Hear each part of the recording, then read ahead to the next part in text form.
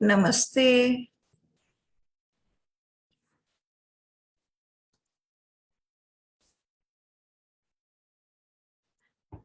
I'm waiting for our guest to might be joining. Let me check.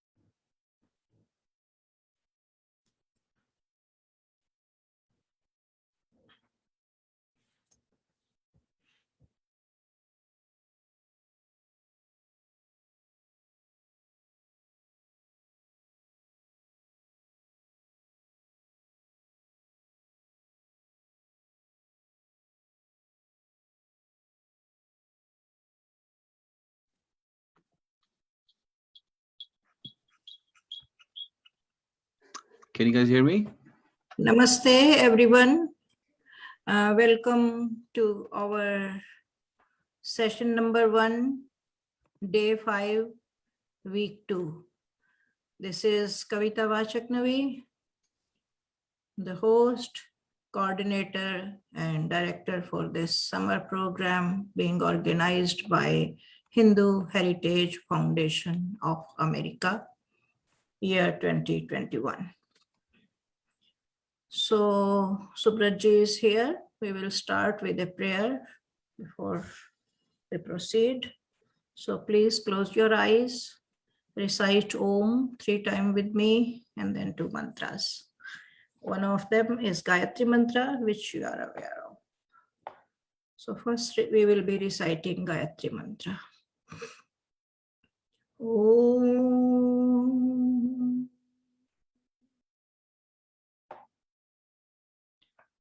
Om.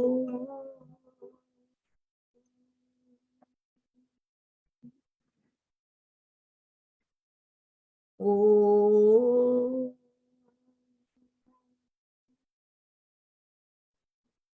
Bhurbhuvah svah Tatsaviturvarenyam Bhargo Devasya Dhimahi Dhiyo Yonah Prachodayat.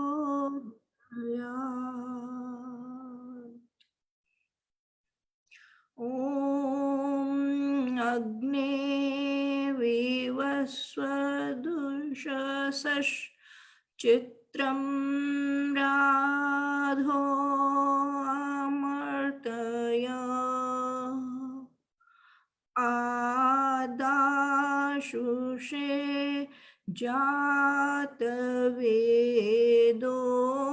Vahatam Adyadevam Usharbudha. Om Shanti Shanti Shanti.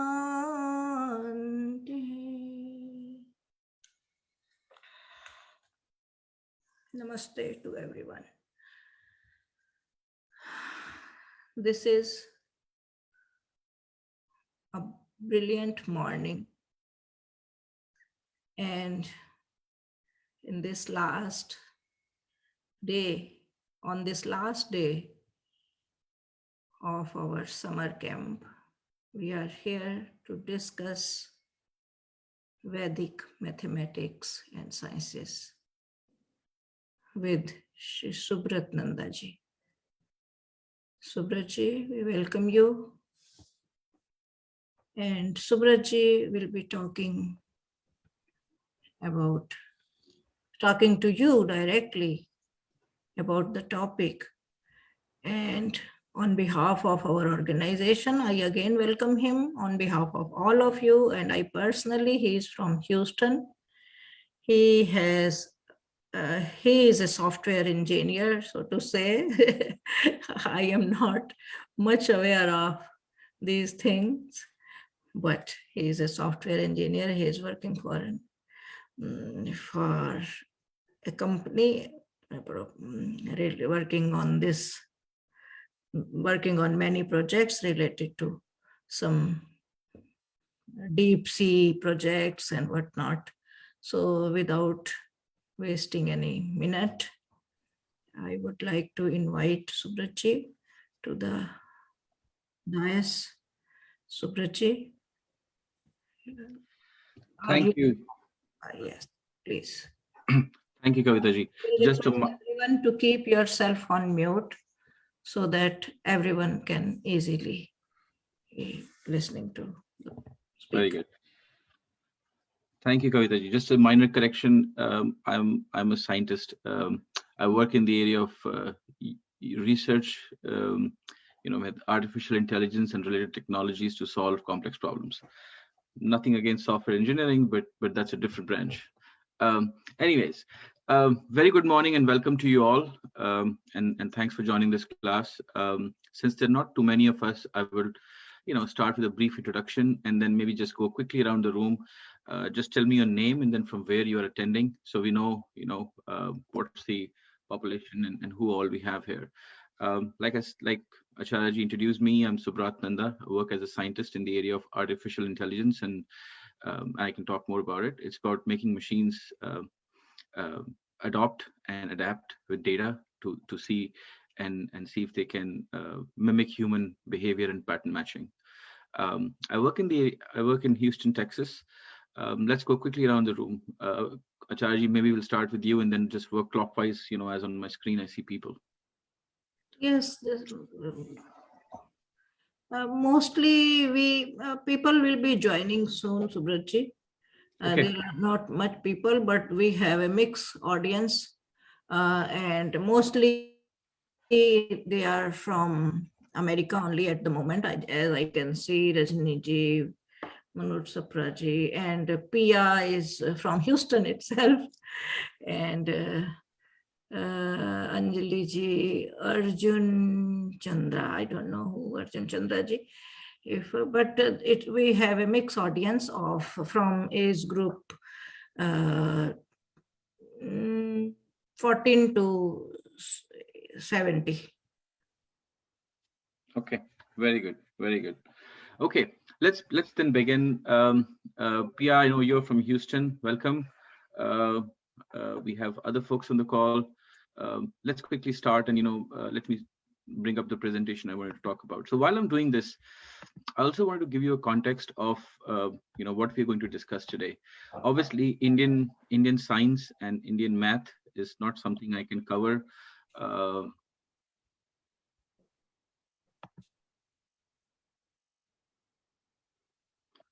I'm just trying to see how to share my screen. Is there a button somewhere? Share screen. Okay, got it.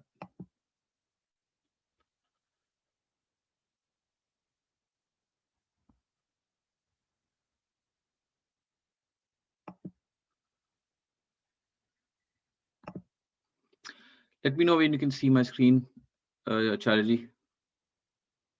Yes, it is visible. It is visible. Okay, very good. So let me start here. So like we just talked about, Vedic math and Vedic science is a very, very broad topic. We obviously can only touch the surface. Even that probably is a big achievement in an hour's time. So what I want you to do here in this time would be walk you over what is the genesis of Vedic math and Vedic science. We'll talk about um, we'll start with the word Vedas. What do Vedas even mean? And when I was even now, we see a lot of we hear a lot of terms, right? Vedas and Shastras and Sutras and all that, and sometimes we get confused as to what is what. So I wanted to cover some of those topics, and then go over a few achievements of ancient Indian scientists, and then maybe touch upon a few concepts of math, Vedic maths, and we'll talk of two very generic concepts which you guys can apply. And then I'll also talk about when and where to choose Vedic math versus what we learned in school. So I'm sure you've covered that, Charaji, in much better detail. But here is a question that begs to be talked about, right? What are the Vedas and what does the Ved mean, right? Anybody on the call wants to take a quick stab at answering these questions? Like, when you hear the term Vedas, what do you mean, and what do you think of it? What do you take out of it? Veda is like knowledge given by the rishis about religion, about spirituality, about health, about the 4 Vedas. Okay, very nice. I think Pia raised a hand. Yes, Pia, go ahead. I think the Vedas, they are a body of knowledge. So the Vedas make the Satya Sanatan Vedic Hindu dharma. They're the 4 Vedas. They're the base of the full like Hindu religion. Okay,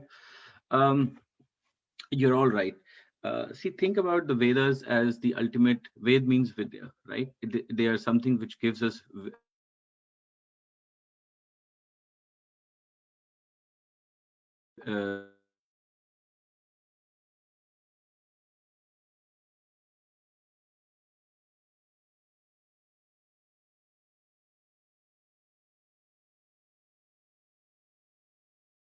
knowledge, perfect way of thinking and processing information around us, right? That's the whole concept of the Vedas. I think somebody mentioned, I believe it was Manoj, how many Vedas do we have? Yes, at the very broadest of categories, we have 4 Vedas. I'll name them on the next slide. Probably you guys already know them. When we talk of anything, any book or any wisdom, knowledge which is presented in a structured form, we always talk of a beginning and an end, right? Can anybody comment on any thoughts on when were the Vedas written? Do you know how many years old? They were Vedas were written much before Ramayana, before Satyug. Much before that. Much before. Okay, so there is a lot of in our especially by the Vedas that were the renditions by Shankaracharya, Adi Shankaracharya. Vedas are said to be Anadi. Anadi means without a beginning, right? So Vedas are said there is no recorded date of when a Ved was penned down. In fact, the Vedas were thought to have given to the Brahma at the beginning of the the whole universe through sound and vibration. And over a period of time, many rishis came, and male or female, and they put certain aspects of them together. In fact, for many years, Vedas were never written in the written word. They were always passed as spoken word. And that's why in many scholars, they actually refer to the Vedas as Sruti, meaning which is heard. And many reasons for that. One is obviously because of the renditions of the words. They're supposed to create a certain vibration when you say them, and that's where you get the benefits from. It was impossible to, even with the advance in the languages that India had, it was impossible to put them into a word which is written, because you would simply miss the meaning. You would simply miss the syllables, which cannot be written. So I think Vedas, in short, on this slide, they're said to be Anadi, which means there is no beginning. They have been there since the universe began, and of course it's cyclic. Everything is cyclic, and that's how they were transmitted to Brahma, which is also, by the way, a cyclic nature creation. and they were passed on as a heard, as a spoken language, right? Sorry, spoken word. I wanted to tell you, I created this slide, some time back for my own understanding. It's an organization of all the literature that we see and hear about, right? You must be hearing the word, Veds. And I think, Manoj, you mentioned Vedas have, they're primarily 4 Vedas, right? Which were organized by Rishi Vedvyas and his, at that time, Rig Ved, Yajur Ved, Sam Ved, and Athar Ved.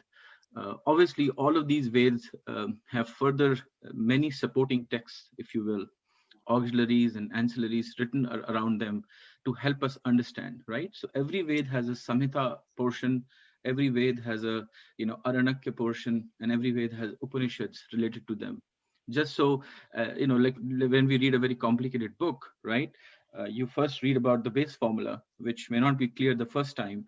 Then you dwell over it and you understand the commentary and the applications, and then you understand further usages and things like that. In a very similar loose analogy, but very similar fashion, the 4 Vedas that we have are arranged, and they have further texts like Samhita portions and Upanishads and so on. To support these 4 Vedas, there were many additional Vedangas written. Vedangas are more like, you can say, corollaries. And I think I'm having an echo. If everybody can go on a mute, please. Thank you. So there are then several sets of Vedangas that were written to augment the key knowledge and the wisdom provided in the Vedas, right? So you have Shiksha, and I have defined all of them on the next slide, but just keep in mind there are 4 broad Vedas. There are 14 Vedangas, which are additional pieces of knowledge, and then there are 4 Upangas, which are more like corollaries and appendices to the Atharvaveda. You may have heard many of these terms. You may not have heard some of these terms, but we'll just define them for the purposes of uniformity, and we all can understand and relate to them. What are these meaning? Obviously, there are many other additional texts written in the Vedic culture, which we'll not be touching upon today. But at the very least, remember there are 4 Vedas. There are 14 Vedangas. Shiksha, Vyakaran. Some of them you may have heard from normal connotations, but we'll define them. Chandas, Nirukt, Jyotish, Kalp, Mimamsa, Nyaya, Puran, and Dharma Shastra. And then the Upangas are organized into Ayurveda, which has all of these have further many branches that have been written to exponentiate, to explain, and to further elucidate their meanings. Okay, let me go to the next slide and tell you, because we all have heard about the 4 Vedas, but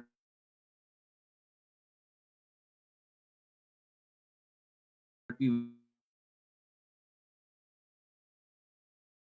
very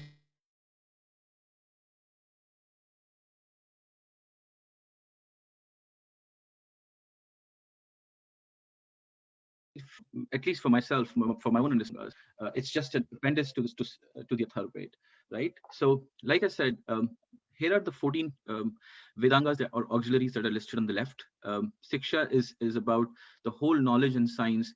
And why I'm telling you all this is not to, just to list what is there, but for especially our, well, it doesn't matter, younger or older generation, I think we're all equally on the path of learning, is to know that the ancient Indian system of education and of learning was way more advanced, right? They had specialized sciences and experts in all of these areas, which even today it's very hard to master, right?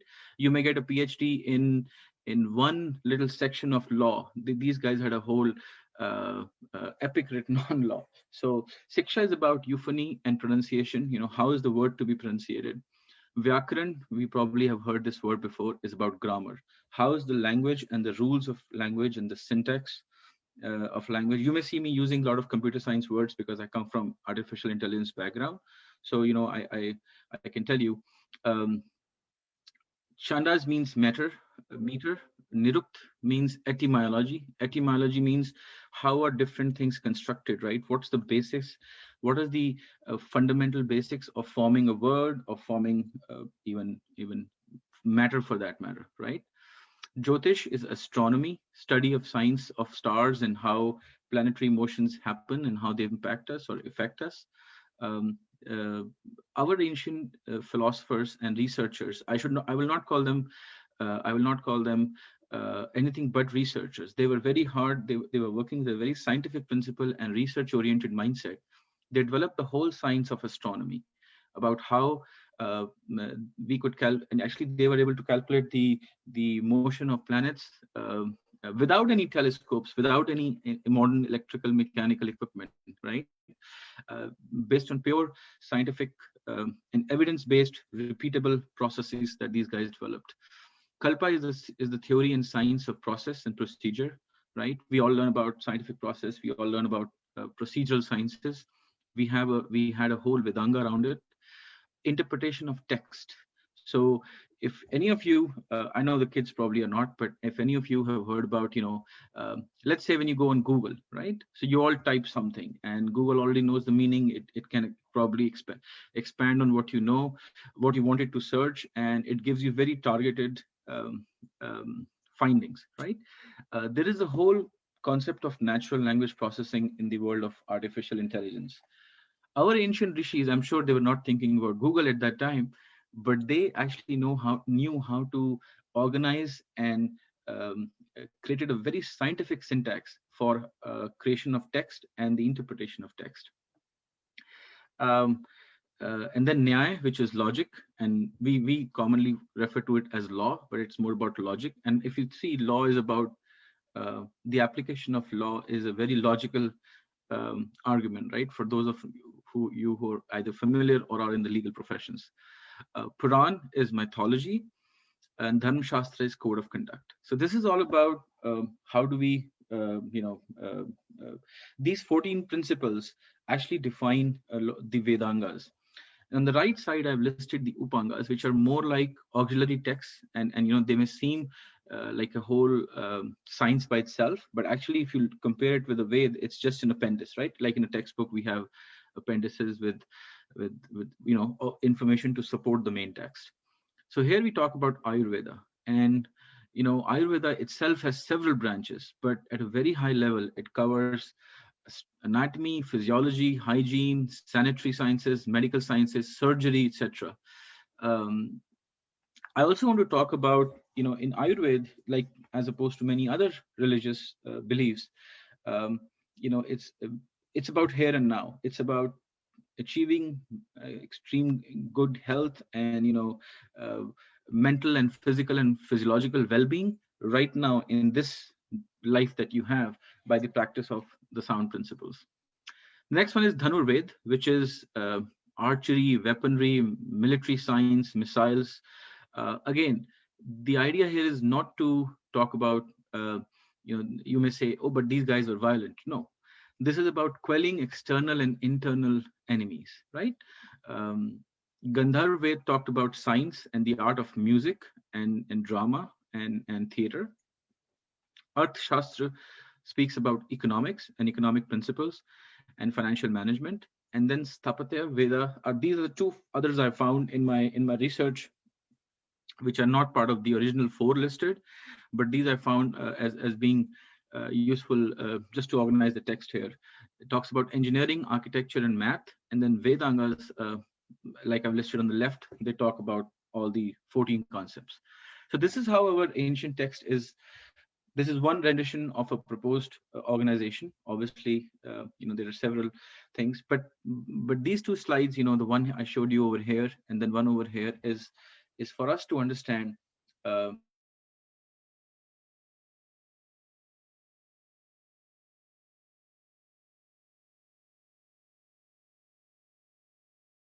all of this ancient text has to be for modern scientists who are working on artificial intelligence and natural language processing.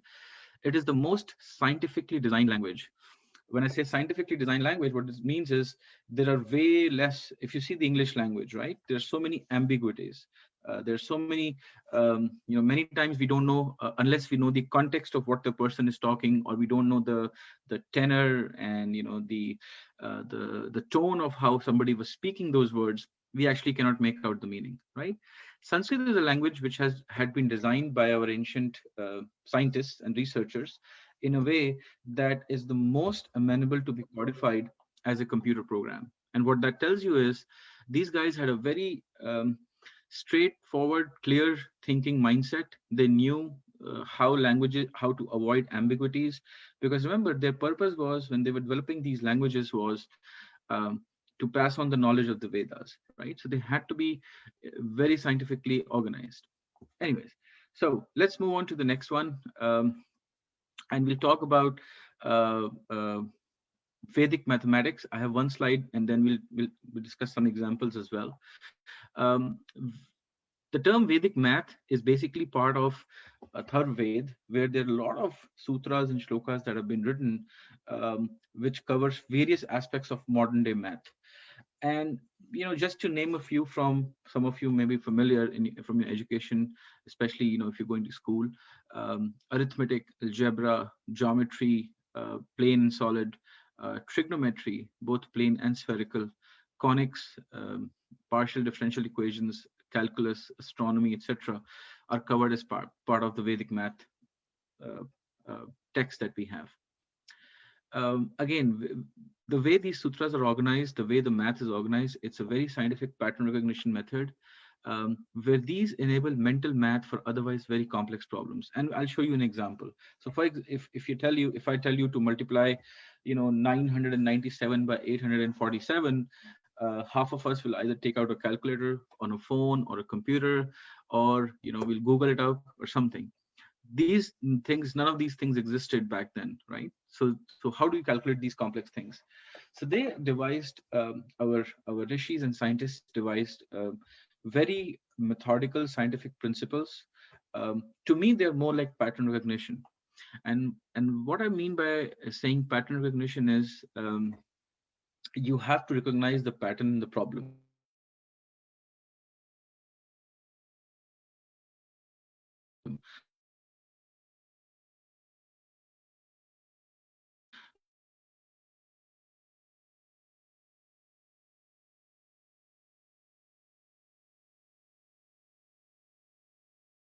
Not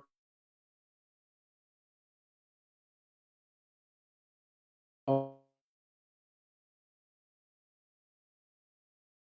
the problems are the same. The problem, like, without that, is research, planetary motion, and exact timing of where what planet is, just by having no electrical means, right? So that's the whole beauty of it. So then the other concept is, and I'll speak about two things here before I go to the next slide. But there's this whole concept of, in school we learn, or at least I learned, the numerals are Arabic, right?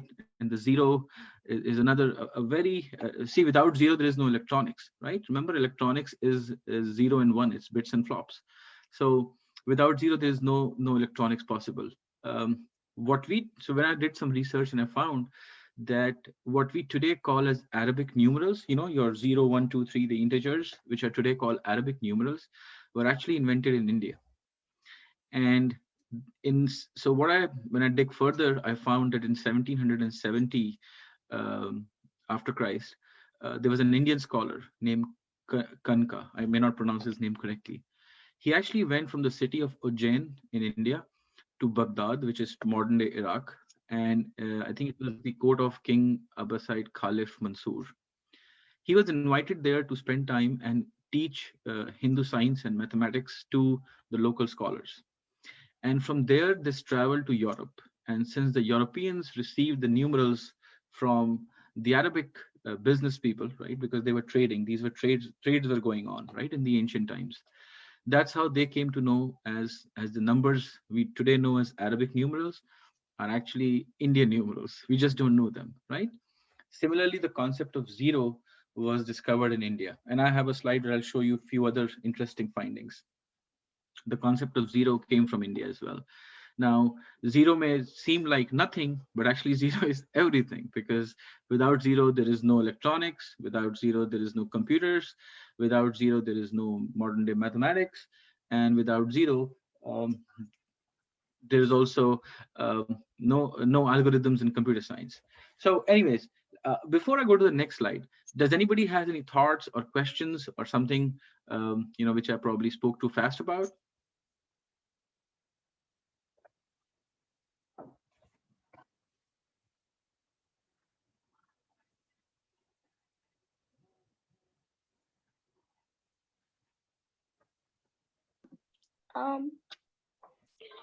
Actually, in between your voice was breaking, so I couldn't understand the part where I think you were talking about the topics that they did in the Vedic mathematics. So can you please explain that again? Sure. Who's that? Can I get your name? It's here. Mithya. Mithya. No, it's here. Here. Okay. Sorry. I'm sorry. Here was your question regarding when I was talking about stuff on this slide or something on from the previous slides? Stuff on this slide. Okay. Very good.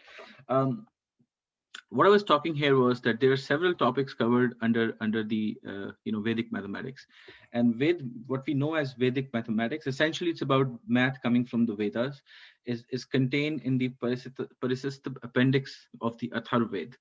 There are several topics that are covered as part of this appendix. We can see, and I'll show you a couple of examples. We will do some exercises at the end of this class on arithmetic and algebra and geometry, plain and solid. What grade are you in here? I'm going to fifth. Fifth. Okay, so very soon you will get accustomed to you probably are already doing arithmetic on addition and multiplication. I don't know if division is started yet in your school, right? And we are taught in school how to divide and multiply numbers a certain way. As you will grow up in your school, in your academic career, you will see numbers getting much more complex, right? Today, I don't know if maybe you can multiply a single digit number with a double digit number. But what if you have a 3-digit number by a 3-digit number, or a 4-digit by a 4-digit number, right? So very complex calculations you will always require a calculator, or if you do it by hand, it can take several pages of calculations. Especially in school, you're not allowed calculators, right? So you'll be doing those. The Vedic mathematics actually covers a lot of these concepts, and if you really understand the rules and remember which rule to apply when, you can actually do a lot of this using mental math, right? Of course, as you have to remember what rule to use and which rule to use when. If you know those two things, a lot of the things that we learn in school actually can be made much faster. Primary reason was that the ancient researchers did not have access to calculators and Google, right? They did not have computers back then, but they were doing very complex calculations. And so there must be some way how they were able to do this. So they would actually use the concept of some of the sutras, which basically translate into equations and process to do mathematical calculations. This is what these people were doing. So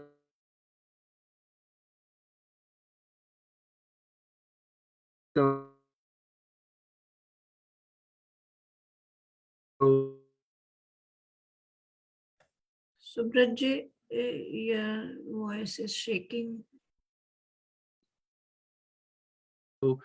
learned right, I think, high school. As this gets more and more complex, you'll see solid geometry. You will learn about trigonometry, which is about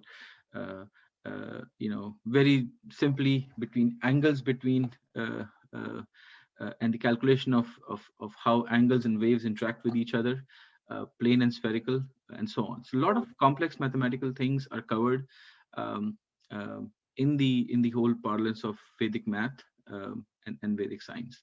Okay. Any other question? No. Namaskar, Subrat ji. I have a little suggestion that when you were talking about the Vedangas, and in it the Siksha part is about euphony and the pronunciation part, and when you present the things, you say the Vedas. I think the correct pronunciation should be used in all the communications.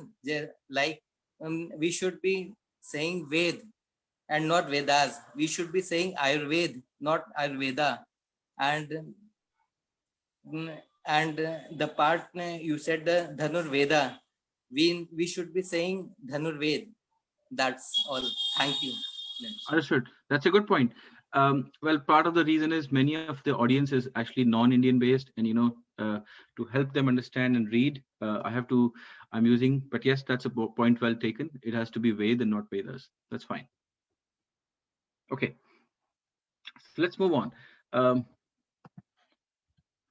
Here are some examples of some of the other contributions that ancient Indian scientists and researchers had in what is today used in the modern world, whether it's computer science or algebra or whatever. So I already talked about zero. So India actually added zero to the whole mathematical branch. Numerical notations. Numerical notations is about how do you express numbers and how do you express equations. What we know today as the decimal system, right, was also invented by Indian mathematicians back then. How many of you have heard of the term Fibonacci? I know some of you who might be a little older or have done computer science might know it, but this is my question to the school audience, to the kids in school. How many of you have heard about the Fibonacci series? Does anybody know? Okay, Fibonacci means that any number, so it's a sequence of numbers, and any number you pick is the sum of the previous ones, right? So if you see here, 1, and then the next one is 2. So 2 is the sum of the previous one, right? And then you have 3, which is the sum of the previous two numbers. 1 plus 2 becomes 3, and so on. This was actually invented in India as well. A lot of the times, especially when we were learning computer programming earlier, you will be getting introduced to Fibonacci series in your later classes. And we know it as Fibonacci, which is certainly not an Indian name, but actually it came from India. So I'm assuming it probably got transferred from one of these trade exchanges that were taking place. The concept of binary digits and binary numbers, zeros and one, flips and flops, which is on which all our electronics is based today, actually also originated in India. And then atomic theory, study of molecules and atoms. A lot of the basic concepts that we know today actually were discovered in India. And besides this, obviously there are several other inventions, important inventions to the world of science, like, for example, surgery. Do you know there was an ancient surgeon by the name of Sushruta who actually was able to perform skin transplants and so on way in several centuries BC. So a lot of these inventions, which today we don't even know and we assume came from the West or came from, for example, Arabic numerals came from Arabia, is not true. A lot of the fundamental scientific and the body of math that we know today actually originated in ancient India. And why I present this slide is for two reasons. One, we all need to be aware and respect, the fact that many of what we today simply take for granted, and we assume it came from somewhere else. We need to be aware and be proud of the fact that it came from a heritage of which we are a part of. And the second thing is, of course, these things that I'm putting here are well known. We all use them, sometimes without knowing them, sometimes without realizing them. But many of the concepts presented here are actually even, like many of the sutras and many of the ancient texts is actually lost, in all these centuries. So we have to be, as the bearers of the next generation, and especially this is my request to the kids, you have to start looking and digging and learning and preserving is the right word of the text that we have, which is getting extinct, by the day and over many centuries. Okay, so with that, I'll shift my gears and we'll talk about some examples of applying Vedic mathematics. Sorry, slip of tongue there. So there are so many concepts in mathematics, right? Mathematics is a huge branch. I could not, even if I tried,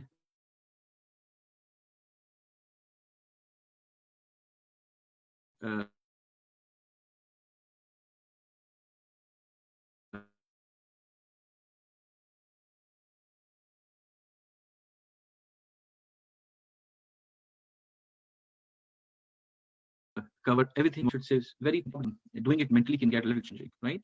So I chose the topic of multiplication, and multiplication and division are very closely related, right? So they come from a sutra called Nikhilam Sutram, and the Nikhilam Navats charam dasataha roughly translates to all from 9 and the last number from 10. So don't worry about it if you don't get it the first time. We'll talk about it in a minute. Let me show you an example. So let's say we want to multiply 9 times 7, right? So I've written the process here, and then I'll give you all some exercises to do and see how you crack it, right? So step 1. So these are the steps we need to do, right? Step 1, use the nearest base. So in this of 10, right? So the nearest base for 9 and 7 is the number 10, right? Then put the numbers that you have to be multiplied. Sorry, there's a typo. They should be multiplied, next to each other, over one another, however you like. Basically, if you put them over one another, it becomes easier. So I need to multiply 9 by 7. So I just place them next to each other in this vertical fashion. And what I do is I start calculating the residuals, or the difference from the nearest base. So the difference of 9 from 10 is 1. So, that's how you get this 1 here. And similarly, the difference of 7, the distance of 7 from the number 10, which is the number base 10, is 3, right? 10 minus 7 is 3. So we put 3 here. Then the next step is determine the product, which is on the left side. So you may see the left side and right side. All that means is in this methodology of multiplication, you obtain the answer in 2 parts and then you join them. There's a left part and then there's a right part, and then you simply put them against one another, and your answer comes right in front of you. So the left side is so what is my left side? So what you do is, in this example, base number minus the residuals. So what's my base? If I look at this 4 numbers here, 9 and 1, 7 and 3, right? So my left side is basically base number minus the residuals. So my base number is 10 and minus my residuals. So my residuals were 1 and 3. So 10 minus 1 becomes 9, 9 minus 3 becomes 6. So I have 6 as my left side. So keep it there. And on the right side, all we do is we multiply our residuals, right? So 3 times 1 is 3, and you put them together, it becomes 63. Now you may say, why go all this trouble? I already know 9 times 7 is 63. I remember the tables from high school or maybe somewhere else. The beauty of these techniques is 2. Number 1, I no longer have to remember tables of every number, right? So if I just remember the process, I can universally apply it. Of course, there are several exceptions and several, special things you need to keep in mind for outlier cases. But outside of them, if you remember the base method, you can multiply any numbers of any number of digits in them. So let's extend it to before I go to higher order numbers. I had examples of 2-digit numbers and 3-digit numbers. But does anybody have any question here? How this is done?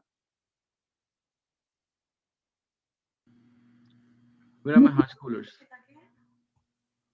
How it's done? I'm sorry, I couldn't hear you. Can you please explain again how it's done? Let me read it. Mamta ji, you are not audible. Oh, can you please explain how it is, how you do it, how Okay. how the base is done? Thank you. Okay, sure. Okay. So think about it like this. These are the 5 basic steps, right? So let's say I need to multiply the number 9 times 7, and we'll do one more, okay? And then I'll ask you to do one. So the rule says all from 9 and the last from 10. So we will come to that in a second, okay?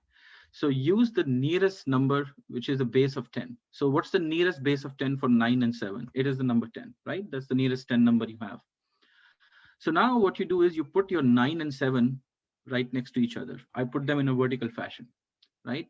So now the rule is all from 9 and last from 10. Since it's only 1-digit number, it doesn't matter. All I do is I use this last part of the rule, which is last from 10. So how far is 9 from 10? It's the number 1, right? So you put a dash here. Dash basically signifies that you're subtracting from the base. And similarly, 7 is last number from 10 now becomes 3, because you're 3 steps away from the base number, right? So 3, the minus sign again signifies that you are subtracting from the base. Now, if your number was above base, you have to use a plus. It's called a surplus factor, right? But we'll not go there right now. This example is very simple. So 9 and then dash or a minus sign 1, but don't think it's 9 minus 1. It's simply 9, and then how far am I from the base? So 9 and 1, because I'm lower than the base, so minus sign comes in. And similarly for 7, and then I'm 3 steps below the base, so 3, and then the minus sign in front of it determines the or denotes the difference in the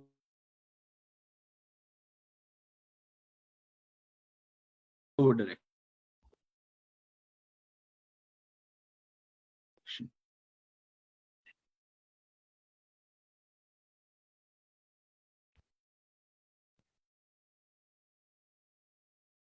Right? So now I have in this denotes 7 is your number and you're 3 steps below the base, right? So below is given by the dash or the minus sign. Now it's look at point 4 here. So you've done this. Now basically what you do is left side, you basically do, like I said, in Vedic math, the answer is, in conventional arithmetic, when we multiply numbers, you get multiple lines. Here, there's a left side and a right side, and then you put them together because the answer is to be done mentally and in very less number of steps, right? So the left, I could have done all of this in one step, but just to show and demonstrate the process, I wrote them in 2 separate lines, right? So left side now becomes base number minus the residual, or there are several other ways to do it. There are actually 4 different ways to do the same thing. I'm just showing you one way. So base number minus residuals, right? So base number is 10 minus all the residuals. Remember here we just calculated the residual for 9. So residual means the difference from the base, right? So the residual from 9 is 1 and the residual from 7 is 3. So all the residuals are 1 and 3, which is a total of 4 for both of these numbers. And now what you do is you subtract these numbers, which is 4, the sum of these two, 4, from the base. So you get 6. And that is your left side of the equation. Or not the equation, the answer, I'm sorry. And the right side is basically I just do a vertical multiplication. So if I multiply 3 minus 3 by minus 1, what do I get? Plus 3, right? A minus number multiplied by a minus number gives me a plus number. And 3 times 1 is 3. So it gets a plus sign in front of it, right? So what I will get is 3 times 1 is 3. And that becomes the right side of my answer. So if I put the number, my left side was 6, I just calculated it. And the right side was 3, I just calculated it. I put them together and I get 63, right? That's how you start to get this number. Was the answer, I believe it was Mamtaji, was that a little bit more clear this time? Or maybe do you Hi, want me to Subrat. Hi, Thank Mr. you very Nanda. much. Yeah, it was very clear and we were really enjoying. It'll be great if you could share, a couple of more examples, probably as an Excel to all of us for better understanding, because children are really enjoying doing this. Yes, I agree. Even my son is enjoying this. Yes, thank you. I appreciate it. That was much more clearer. Okay, we'll do one more example and then I do have some exercises and we will do at least 1 or 2 together. So let's apply the same rule, what I just taught you, to a double digit by double digit number, right? So if I give you 86 by 97, trust me, even I cannot do it mentally. I will need a calculator or I'll Google it up or I'll take my phone or something, right? But there's no way I can do it mentally and get it right the first time. So let's apply the same exact process, same exact law and see what we get, right? So we'll do it in step by steps. So I have 2 numbers, 86 and 97. So I need some volunteers on the call. What is the nearest power of 100 to 86 or 97? Here, go ahead.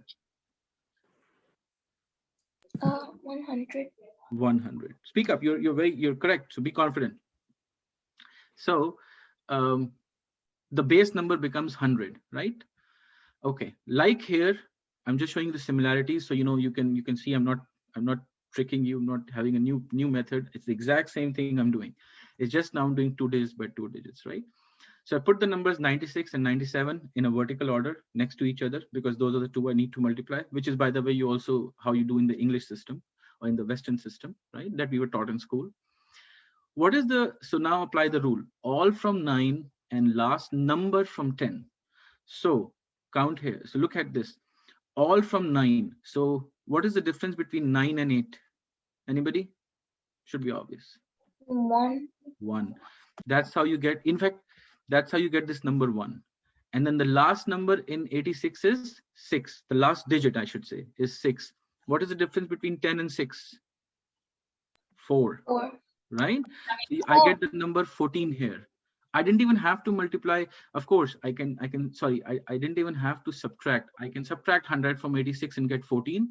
But if you look at the sutra, you don't even need to do the subtraction. It's simply, so the beauty of Vedic math, I'm just taking a step back here, is you still have to do the mathematical calculations, but you break down a very complex calculation into a sequence of very simple single digit plus and minuses. That's the whole essence of why we can do it mentally, right?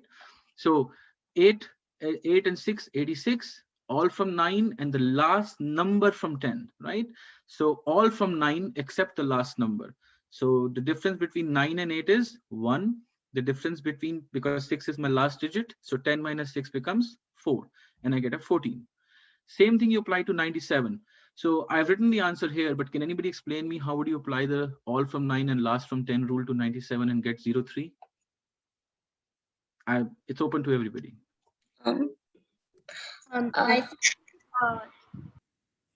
So the 9, you do 9 minus 9, which is 0, and Yes. 10 minus 7, which equals 3. So that's why you get 03.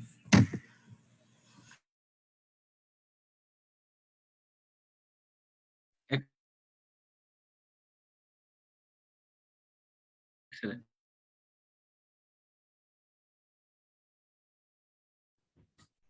Subratji, I cannot hear you. Excellent. Yes. Subtract 10 and 97. This base meaning 100, right? You cannot hear me? Can you hear me now?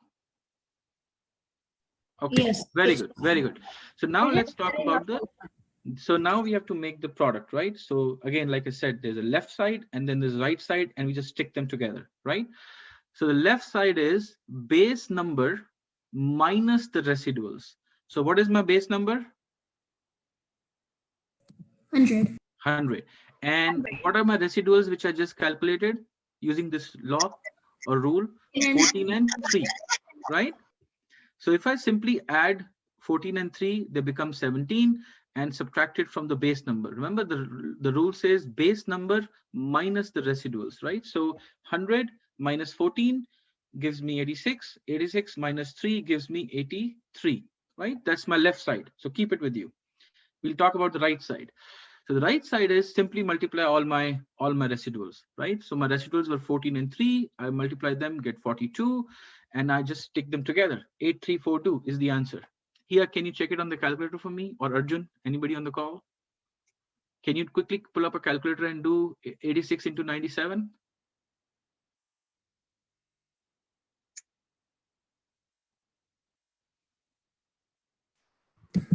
I pulled up a calculator and 8342 is correct.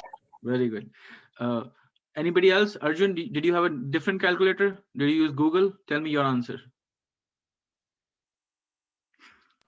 Yes, the answer is same. Okay, very good. I didn't even use calculators. I never used anything more complicated than adding or subtracting single digit numbers, right? And I put the answer right in front of you. So now we'll take it a further step, right? We'll apply the exact same process. We'll apply the exact same application, and you guys will tell me. I'm now multiplying a 3-digit number with another 3-digit number, right? So now I have 876 multiplied by 998. In no way I can do it mentally, right? Your dad and mom, I guarantee you they cannot do it. If they can, they're a supercomputer. They cannot, right? We'll apply the same exact rule. So I'll quickly go it because we have only 5 minutes left. But I want the answers from the kids here. What is the base? What is the nearest power of 10 to 876 or 998? What's the nearest number of 100? 1000. 1000. So my base becomes 1000. So now step 2, put the numbers to be multiplied one over another, which I did here. So 876, 998, and I calculate the residuals. Again, I don't need to minus, I don't need to do some complicated subtractions. Simply apply the law. All from 9 and the last number from 10. All from 9, quickly. 9 minus 8? 1. 1. 9 minus 7? 2, 2. 2. 10 minus 6? 4, 4. That's it. I get 124, right? Simple one-digit calculations. Okay. 998. 9 minus 9? 0, 9 minus 9 again? 0, Very good. And 10 minus 8? 2. 2. That's it. So I got 002, right? Of course, this is this was probably simpler example, right? Again, same things. Left side, base number minus the residuals. What is my base number? 1000. What is 1000 minus 124 and 2? So 1000 minus 126. Anybody?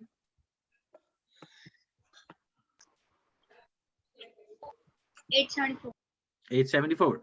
How much is the right side? So remember, right side is this. See, this is the left side. This is the right side. So 124 times 2 is 248, 248. right? That's all. Sorry, that's all I did here. So what I did was I simply placed them next to each other. Left side is 874 and right side is 248. I combine them, I stick them together, and my answer is right in front of me, right? I did not have to do any complicated mathematics here. I did not have to multiply big numbers, or I did not have to use, complicated carryovers. All I did was remember the process, remember the sequence of steps, remember the rule written here, like I showed you. As long as you remember these 5 steps, you're equipped to multiply any single digit, 2-digit, and a 3-digit, even a 4 or 5-digit numbers without having to remember any tables or have. Of course, I'm oversimplifying, and there are many complexities around numbers where things change and all. But at conceptual level, you can now multiply numbers without having to ever carry a calculator again, right? A lot of practice needed. I just showed you very simple examples. How do I move this away? Okay. Okay. All good here. Let's move to the next one. I only have 2 minutes, so I'll leave this slide. Charaji, I'll send you the slides, or guys, you can take the questions down and send me the answers using the exact same process. I have not used anything. The questions here are strictly based on what we learned in the class today. So, single digit numbers, double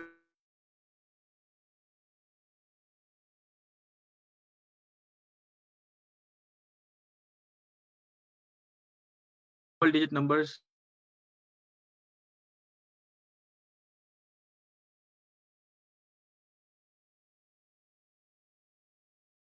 ninety times whatever by 4. This sutra is called Ekadika Purva. Very simply, it means one more than the previous one. That's the exact literal translation.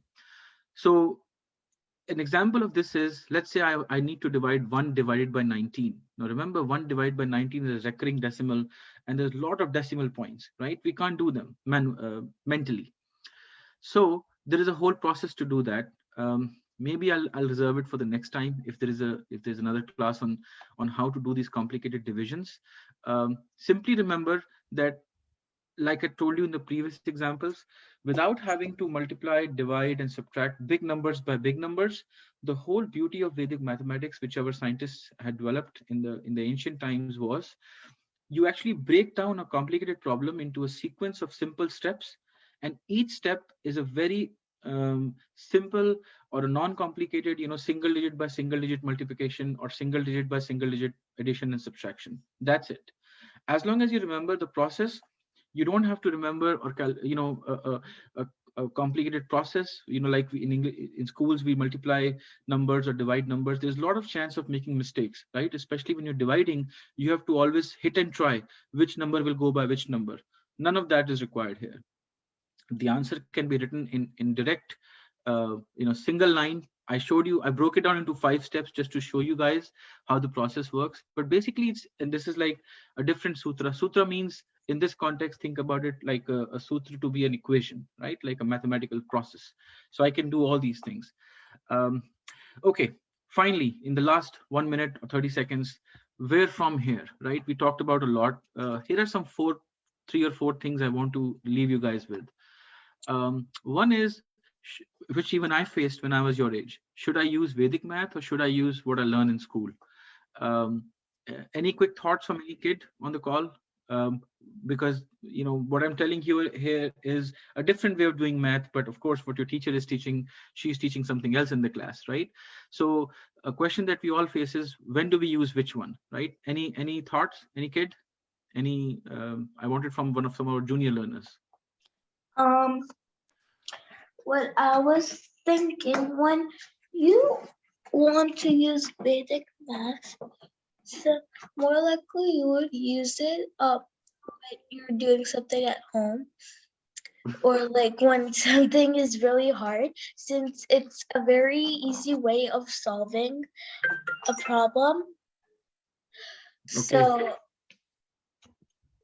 So like when there's like a big problem, like 1,999 times 2,187, like it's way easier if you use the Vedic. Vedic system. Very good. Yeah. So here is what, that's a very good answer. See, there are in the exam, I also want to be practical, right? If in the exam you do Vedic mathematics, they'll probably give you less marks, right? So till that changes, I think what you said is right. We need to learn Vedic math, not just because some ancient guy developed it, but we need to learn it so that our mental faculties, our ability to perform mental math increases. With that, we get more sharp, number one. Number two, you can, even in your exam, if you know both the methods, you can double check, you can cross check and know whether your answer is right or wrong, without having to wait for the result, right? And number three, if you're in a situation where you need to multiply numbers or play with any calculations, you don't have to, you're not handicapped by not having a calculator or a computer in front of you, right? You can actually do it a lot quicker, if you had knowledge of both these methods. And that is the answer to my next question also, which is when to use Vedic math, right? You have to use it in circumstances where either you don't have access to, or you want to check your answers, or those kinds of things. Again, for kids who are in middle school and elementary, these may not make a lot of sense, but as you will go up, there are a lot of branches of math which are covered in the Vedic sciences. Arithmetic, we just covered one example. There are many. I can take a whole series of lectures on arithmetic alone, but arithmetic, number factorization, simple equation, complex numbers, cubic equations, and these are all, don't worry if you don't get them. These are all you will, if you take up engineering and sciences and mathematics, these things will chase you right into your careers. Partial differentials, integration, calculus, all of these things are covered as part of Vedic math. When I say covered, meaning there are some sutras like we discussed today, which can very much simplify the problem. Instead of having pages and pages to solve, you can solve it like in a matter of 5, like I showed you 5 steps. You could solve complex problems.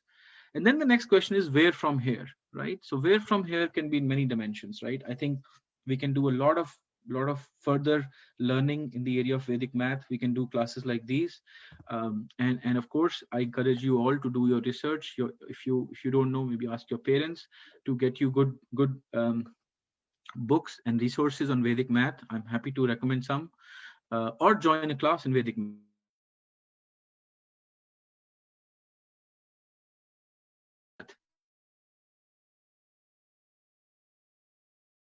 Right?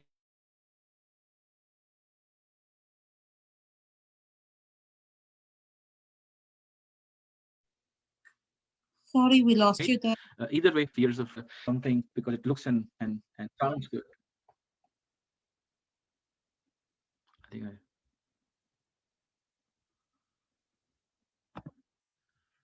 can you hear me? I think I lost my connection. It's fine now. Okay, perfect. So I just stopped sharing. So basically, thanks a lot. Like I was saying in my last section, ask your parents, or if you know how to Google yourself, learn about Vedic math, learn about your own culture, get some books, enroll in a course. I'm happy to teach you. Either way, try to, this is something that belongs to you, and I'm talking to every age group here.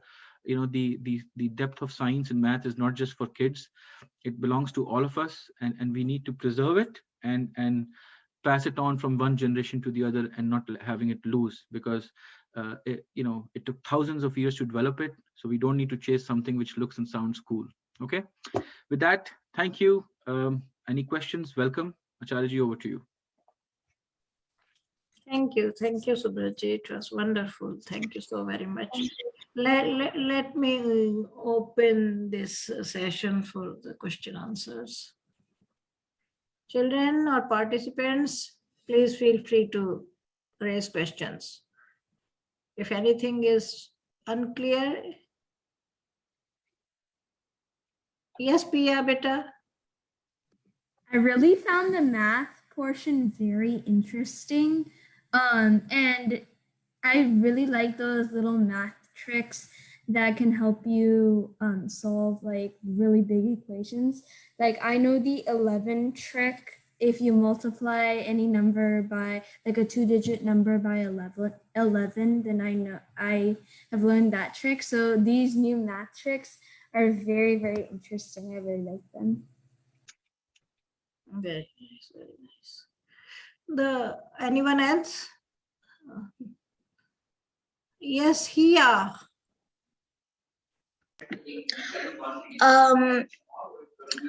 Thank you, Subrat for this very interesting lesson about Vedic maths and science. I always thought there was only one way to do this, like math multiplication and division. So I really love how you taught the Vedic math way to do the multiplication. It's way easier than the ones they teach in school, and it requires less steps. So thank you very much. Correct. Yes, thank you, Iya. And Mamta Sudhakar.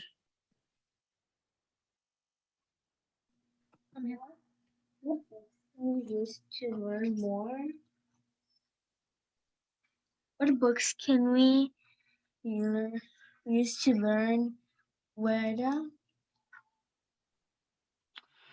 You said what books do you want to use to learn Veda or Vedic math? Vedic math.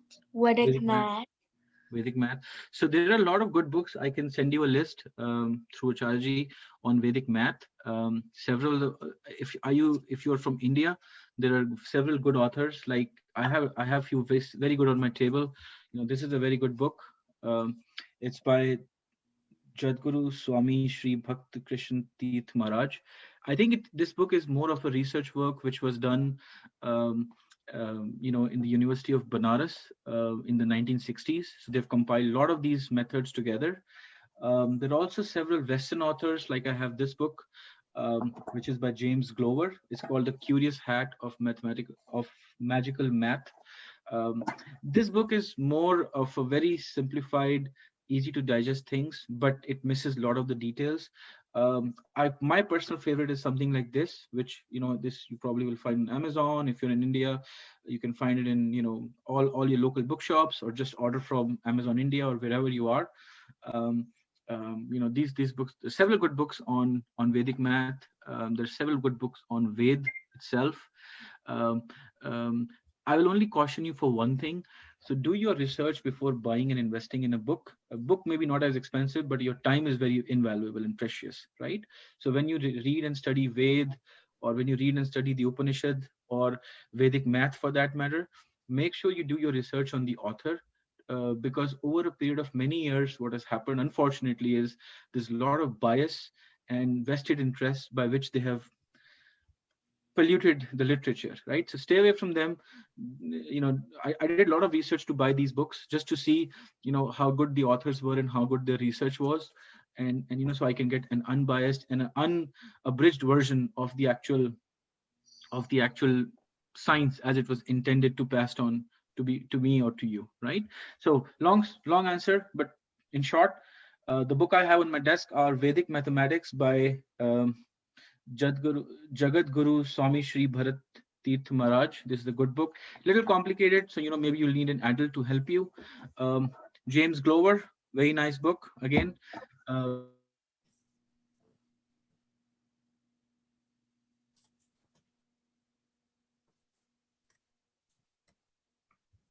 We lost you there. Sorry. broken down steps, but then there are pros and cons, right? But then I see two hands up, Arjun and Mamtaji, in any order.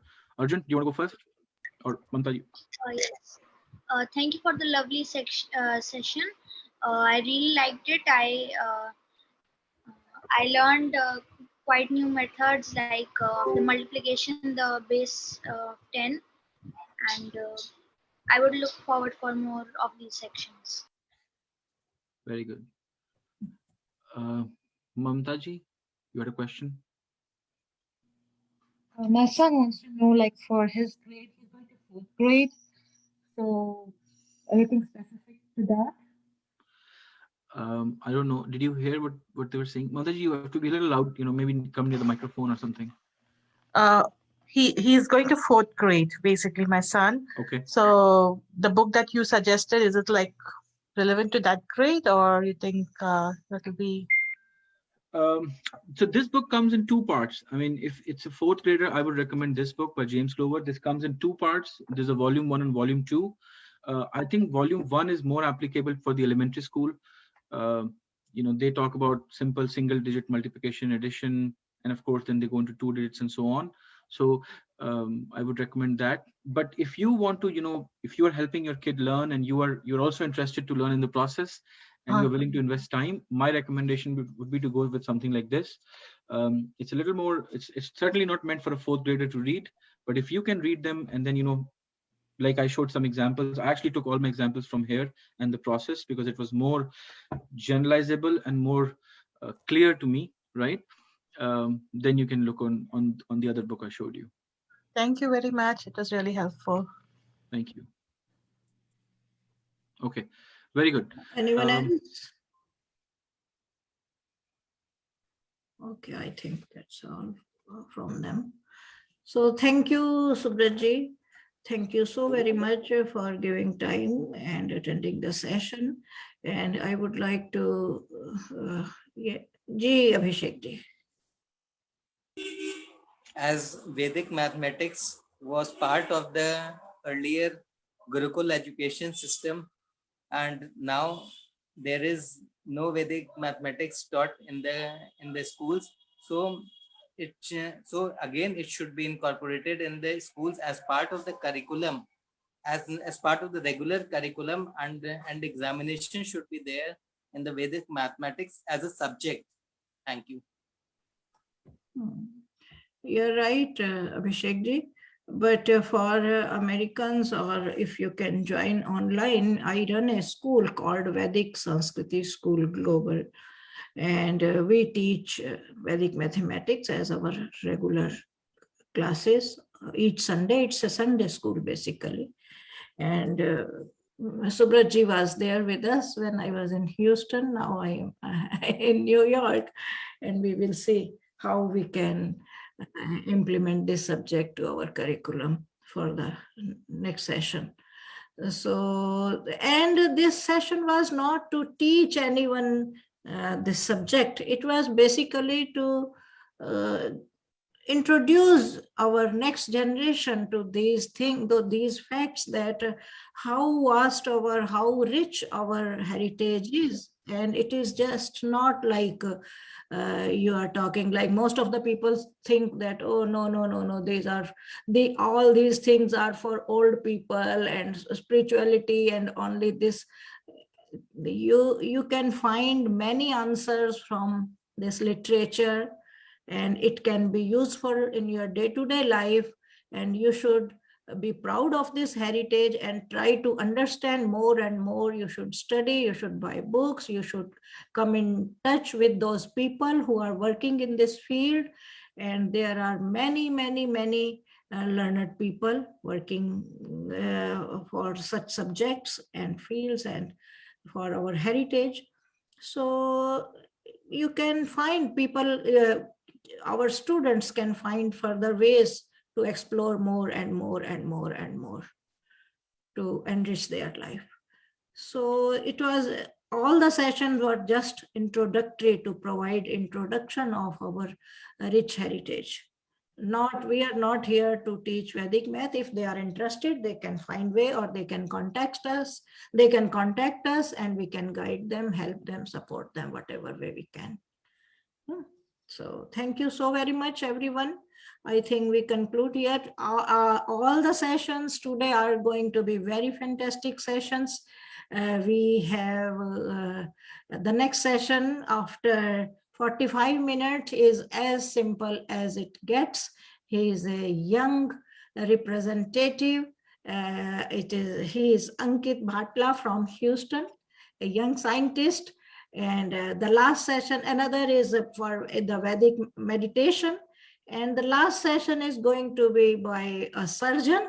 She's a young lady, and she will be talking about Vedic sciences and Vedic scientists. So all the sessions are going to be fantastic today. Don't forget to come back soon. We will see you. Thank you, Subratji. Again, it was so nice. It was so nice to have you here. So we will keep in touch. Thank you, everyone. Namaste. Dhanyavad. We will hear back in 40 minutes. Bye-bye. Thank you. Namaste.